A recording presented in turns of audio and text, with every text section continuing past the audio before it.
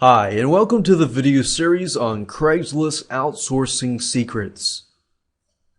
In this particular video series, we're going to talk about how to expand your business by outsourcing. As you know, running a business can be very time consuming. Once you start up your business, you'll find that there's a lot of tedious tasks, a lot of time consuming tasks that take up your time. So as a business owner, it can be hard because you're not able to spend most of that time on the most important parts of your business. In order to expand as a business, you have to outsource. I wish I had known this in the beginning when I ran my business or began my business. Because if I had started to outsource, my business would have expanded a lot more. I'd have more time to play and less time working and making more money. So that's your goal in this video series here, is to use Craigslist as a means to find freelancers and perhaps possible employees to hire and build your team. Now, outsourcing, a lot of people can have negative connotations with outsourcing because they have had bad experiences. But here's what I have found. If you don't know how to outsource, then of course you're going to lose a lot of time, you're going to lose a lot of money. If you know how to outsource, which you will find out in this video series, then that will not be an issue. So with that said, let's go ahead and get started. This is video number 1, it's the introduction, and I'm going to talk about what you need and how it works. But before we do that, I want to talk about a quick overview of this whole video series as a whole.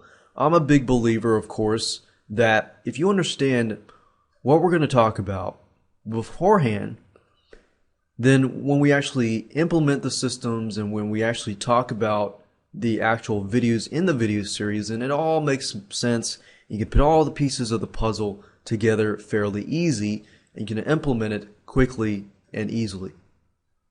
So first video is this particular video. It's the introduction. Video number 2 is about figuring out your needs. Most people make this mistake of just going out and starting to hire people. You don't want to do that yet. You want to figure out your needs. Before you invest any money, you have to know what are the tasks that you need to outsource. And I'll give you a few examples in that particular video so you're not left in the dark. Video number 3 is talking about posting your ad to attract the right freelancers. Notice I say the right freelancers. The reason being is because most people don't know how to post ads. When I say that, I don't mean just put up an ad and that's it. What I mean by that is that most people don't know how to attract the correct freelancers, because there are different types of freelancers. There's article writers, there are customer support people, there's research people, there's programmers, technical people, graphic designers, and virtual assistants, and a lot more. Different types of people think differently.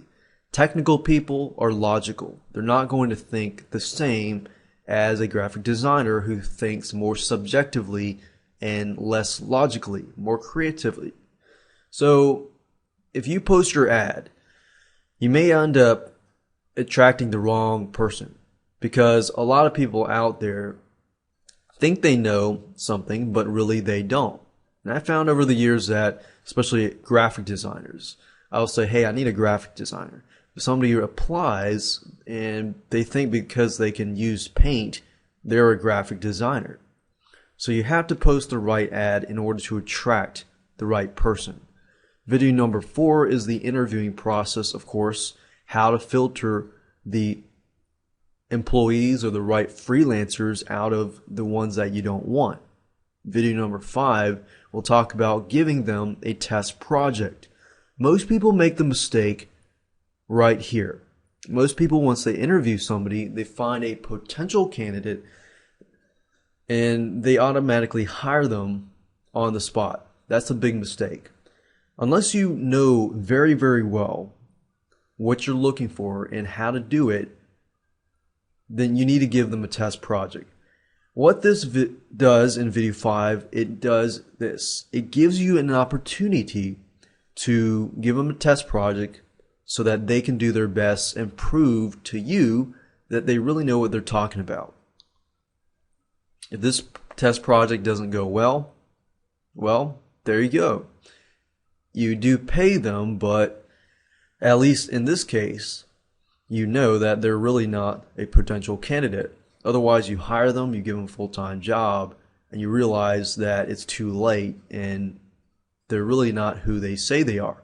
I've had that mistake in the past. I've hired somebody, given them a full-time job, only to realize that they're really not what I'm looking for. That was a big mistake. A lot of times I'll give them a test project, and we'll talk more about that in video 5. Video 6, we're going to talk about hiring them and paying them. Once you give them that test project, then what?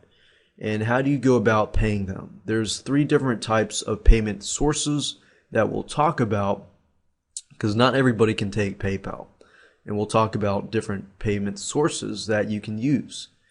And of course, lastly, video 7, we'll talk about increasing productivity. Like I tell people, a lot of people hire somebody and then the person doesn't produce a good product or a good output.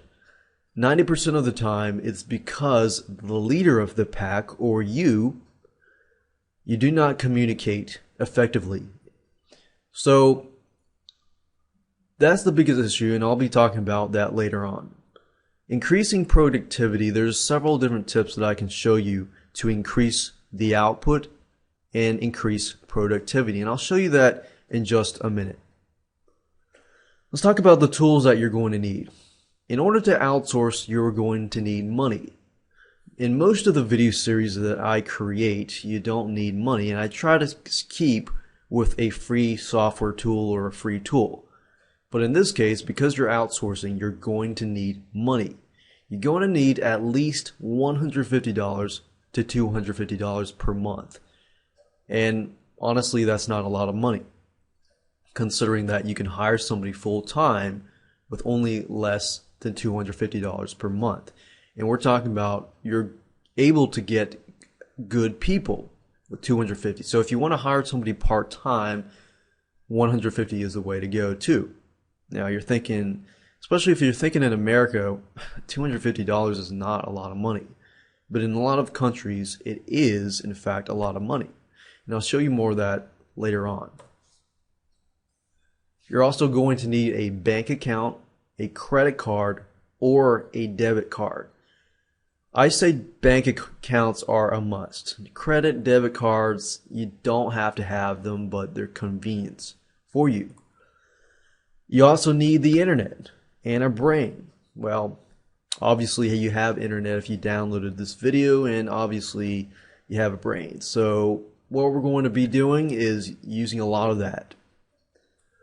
You're going to need patience, and you're going to need communication skills.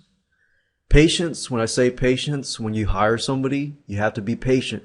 Not everybody's going to be able to produce something great within the first 30 days. In fact, you're going to have to train them to do what you want them to do.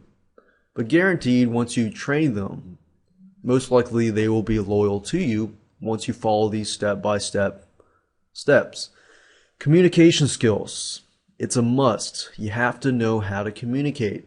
Doesn't mean that you have to pick up a phone and talk to the person, but it does mean that you need to be able to communicate effectively.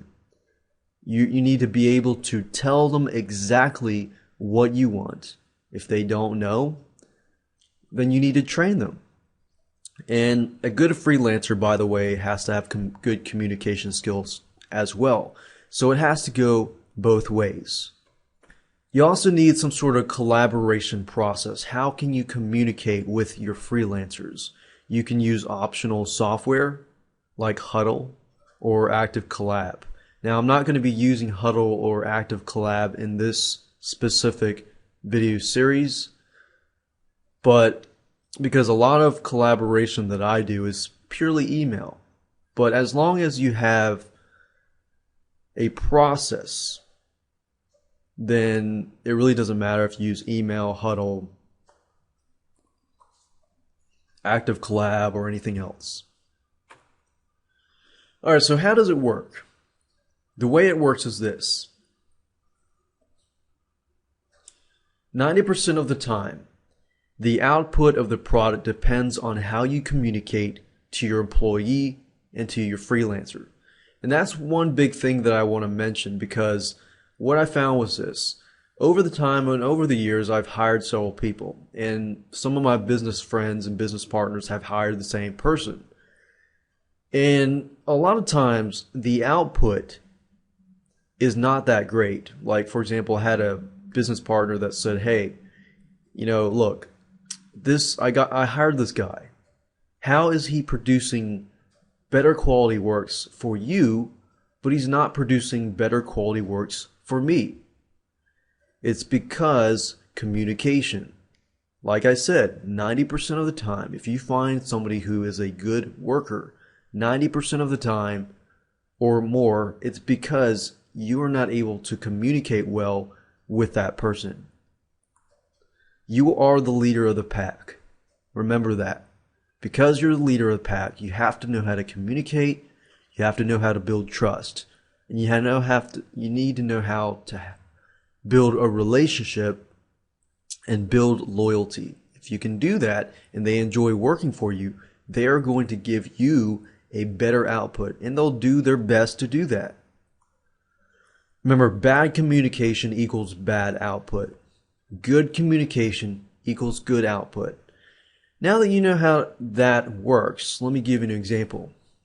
This is an example of someone I use all the time to create my e-covers. Now, you're probably looking at this right now and thinking, man, this stinks.